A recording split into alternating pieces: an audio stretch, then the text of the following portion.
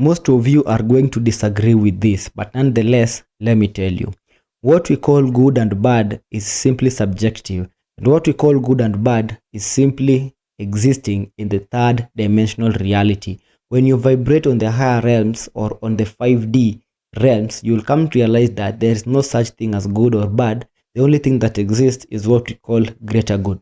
Let me give you an example from the Bible. So in the Bible, we have the story of Joseph. So Joseph had 12 brothers, and ultimately these brothers were envious of him. So they plotted a plan to kill him, but they ended up selling him into slavery. Long story short, Joseph went through a lot of suffering in slavery as he was taken to Potiphar's house. He rose to being the chief master of the house, but then Potiphar's wife wanted to have sexual relations with him, which he could not oblige to, which led to him being sent to the dungeon or to being imprisoned. Then after being imprisoned, he stayed in the prison. But after a while, he came out and went to interpret the Pharaoh's dream.